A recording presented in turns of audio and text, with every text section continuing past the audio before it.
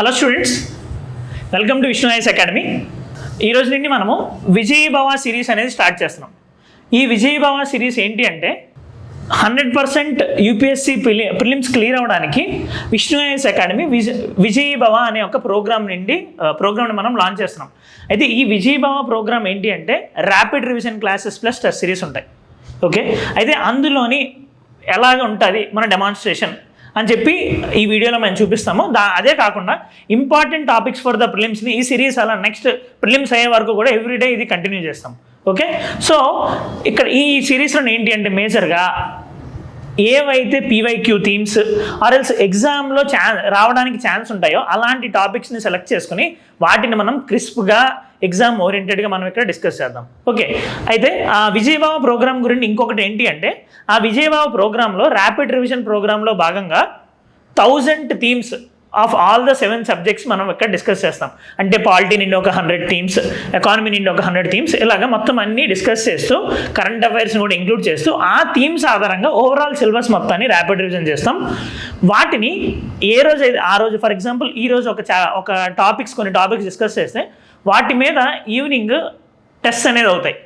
Okay, ఆ test అయిన తర్వాత నెక్స్ట్ రోజు మార్నింగ్ వాటి మీద టెస్ట్ డిస్కషన్ అవుతుంది, నెక్స్ట్ క్లాస్ కంటిన్యూ అవుతుంది.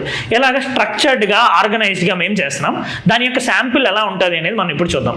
నౌ ఫస్ట్ ఆఫ్ ఆల్ ఈరోజు మన ఫస్ట్ టాపిక్ కింద ఏం డిస్కస్ చేద్దాము అంటే ప్రెసిడెంట్ ఎలక్షన్ గురించి క్వశ్చన్ రావడానికి యూపీఎస్సీ ప్రిలిమ్స్లో చాలా ఛాన్స్ ఉంది.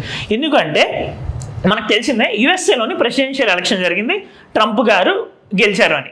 నౌ ఎప్పుడైతే ఈ ట్రంప్ గారు గెలిచారో మన ఆర్టికల్స్ యుఎస్ఏలోని ప్రెసిడెంట్ ఎలక్షన్ అయిందో ఇండియాలో న్యూస్ పేపర్ ఆర్టికల్స్ అన్నీ కూడా USA presidential election, Indian presidential election, ఈ కంపారిజన్, ఇండియన్ ప్రెసిడెన్షియల్ ఎలక్షన్లోని ప్రాసెస్ ఎలా ఉంటుంది, ఇవన్నీ గురించి బాగా డిస్కషన్ అనేది జరిగింది.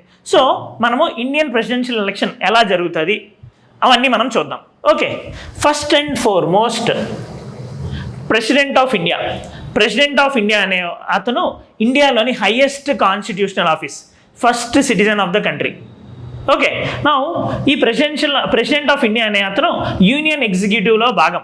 నా ఈ యూనియన్ ఎగ్జిక్యూటివ్ కింద ఎవరెవరు వస్తారు అంటే ప్రెసిడెంట్ ఆఫ్ ఇండియా వస్తారు, వైస్ ప్రెసిడెంట్ ఆఫ్ ఇండియా వస్తారు, ప్రైమ్ మినిస్టర్ వస్తారు, కౌన్సిల్ ఆఫ్ మినిస్టర్స్ వస్తారు, దాంట్లో భాగంగా అటార్నీ జనరల్ కూడా వస్తారు.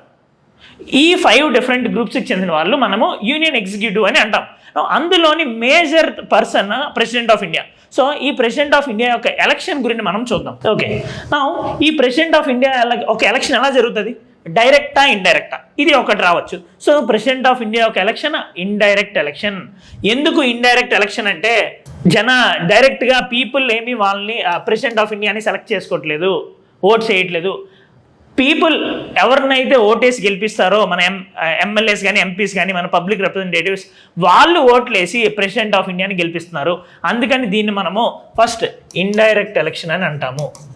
ఏదైనా ఎలక్షన్ జరగాలి అంటే ఆ ఎలక్షన్లో ఎవరైతే ఓట్లు వేస్తారో వాళ్ళని ఎలక్టోరల్ కాలేజ్ అని అంటాం.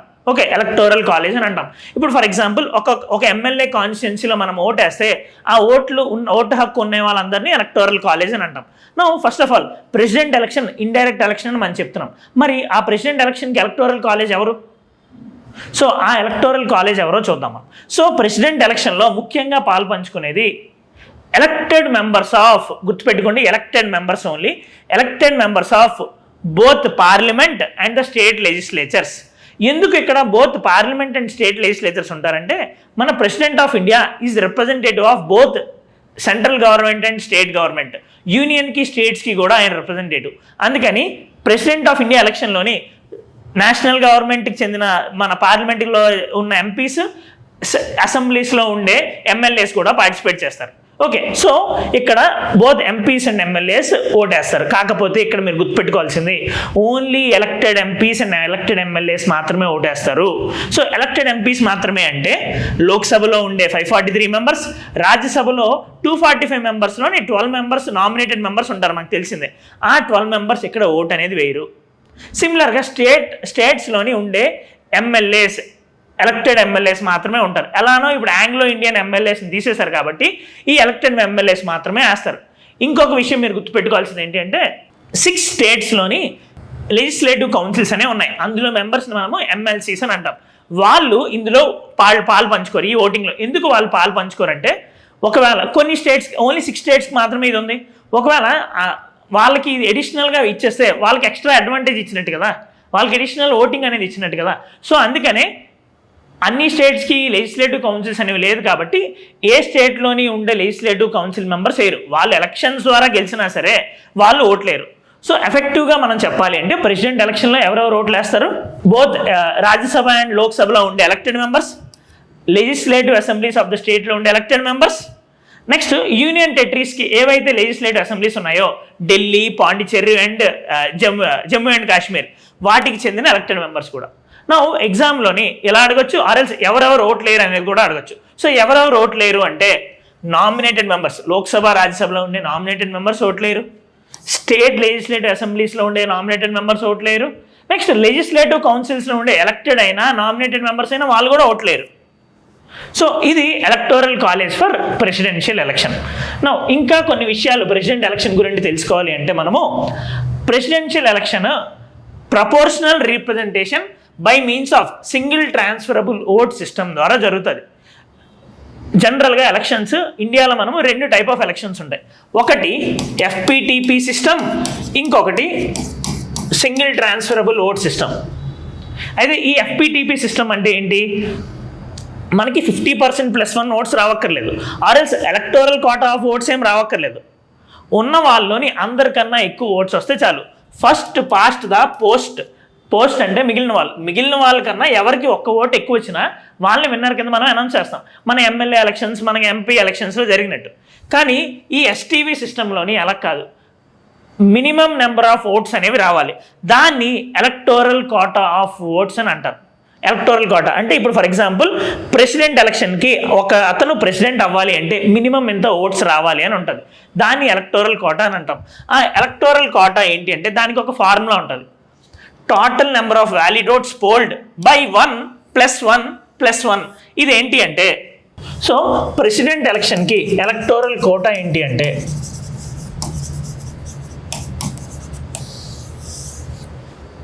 Total valid votes fold by ఎంతమందిని మనం ఎన్నుకోవాలి. ఇక్కడ ప్రెసిడెంట్ ఒక్క ప్రెసిడెంట్నే కదా మనం ఎన్నుకుంటున్నాము. సో ఎంతమందిని ఎన్నుకోవాలి అక్కడ రాస్తాం +1 + 1. సో ఇది ఏం జరుగుతుంది అంటే లాస్ట్గా divided by valid votes by 2 అవుతుంది +1. అందుకని 50% +1 వస్తే ప్రెసిడెంట్ ఆఫ్ ఇండియా కింద అవడానికి జరుగుతుంది, ఎన్ని ఓట్స్ పోల్ అయితే అందులో. కాకపోతే ఇక్కడ 50% అనేది మనం ఎలా ఎజ్యూమ్ చేసామంటే ఈ ఫార్ములా ద్వారా, ఈ ఎలక్టోరల్ కోటా ఫార్ములా ద్వారా. ఇక్కడ ప్రెసిడెంట్ ఒక అతనే కావాలి కాబట్టి మనము ఇక్కడ డివిజన్ మన డినామినేటర్లోని 1 వేసాం ఇక్కడ. ఓకే, ఇన్ని ఓట్స్ వచ్చే అతన్ని మనము ప్రెసిడెంట్ ఆఫ్ ఇండియా కింద మనం తీసుకుంటాం.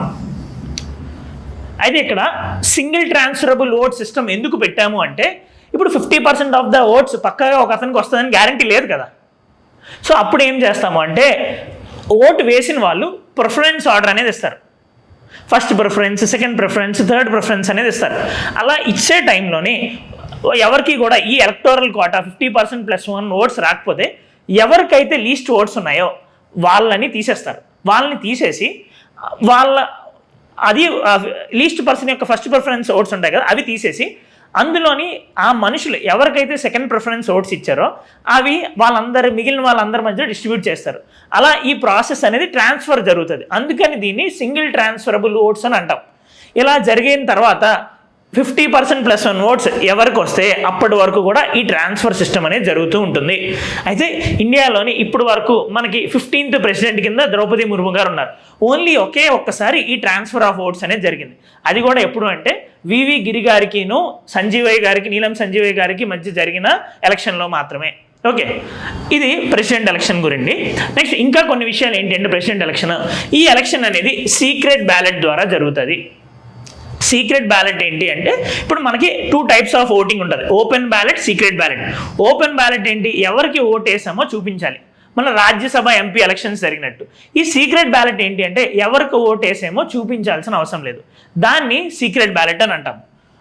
ఓకే, నెక్స్ట్ ఇప్పుడు మనం ఇందాక ఏం చెప్పాము, ప్రెసిడెంట్ యొక్క ఎలక్షన్లోని బోత్ ఎంపీస్ అండ్ ఎమ్మెల్యేస్ పాలు పంచుకుంటారని చెప్తున్నాం. మరి ఇలా పాలు పంచుకునేటప్పుడు ఎమ్మెల్యే యొక్క ఓటు వాల్యూ, ఎంపీ యొక్క ఓటు వాల్యూ ఎంత అది తెలియాలి. నెక్స్ట్ ఎమ్మెల్యేకి ఎంపీకి మధ్యలోనే మనం సమానత్వం చూపించాలి. అలాంటప్పుడే కదా మనము ఈ ఈక్వాలిటీ అనేది చూపించగలం అక్కడ.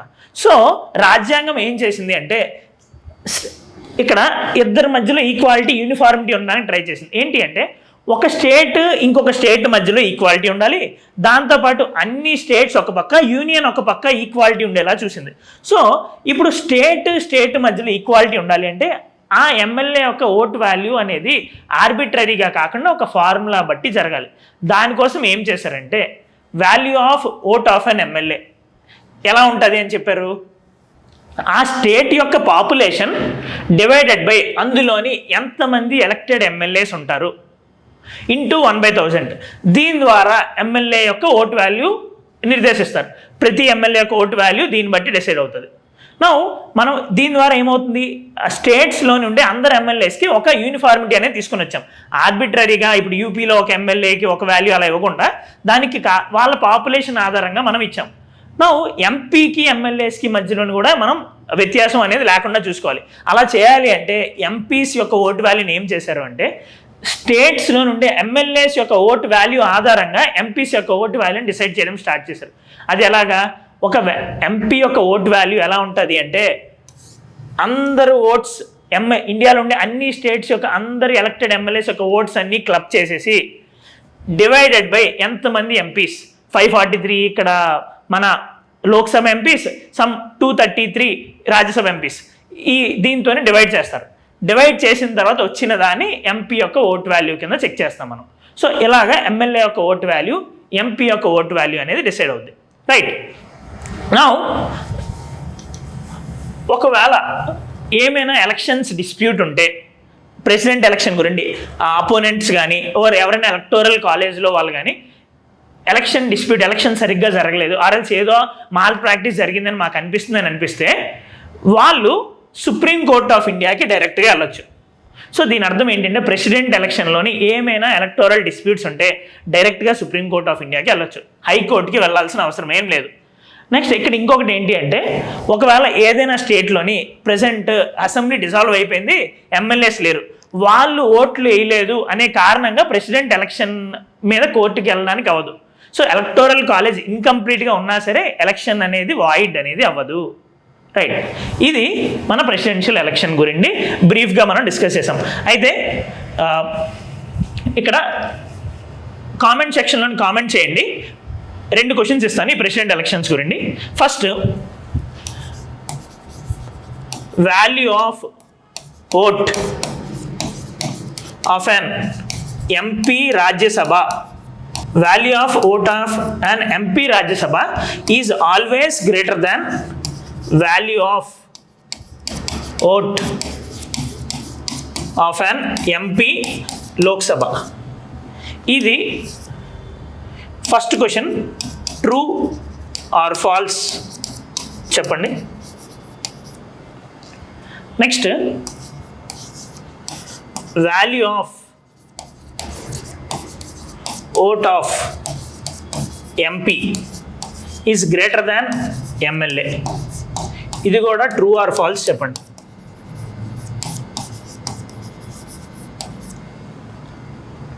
కామెంట్ సెక్షన్లోని ఇది కామెంట్ చేయండి and subscribe to our channel. Thank you. ఇలాగా బ్రీఫ్గా మనము ప్రిలిమ్స్కి ఏవైతే ప్రాబబుల్ టాపిక్స్ ఉంటాయో అలాగే ఇవి డిస్కస్ చేద్దాం. నెక్స్ట్ మన విజయబావ ప్రోగ్రాంలో కూడాను ఈ 1000 థీమ్స్ ఏవైతే మనం సెలెక్ట్ చేసామో ఆ 1000 థీమ్స్ కూడా మనము ఎక్స్ప్లెయిన్ చేయడం జరుగుతుంది. Thank you.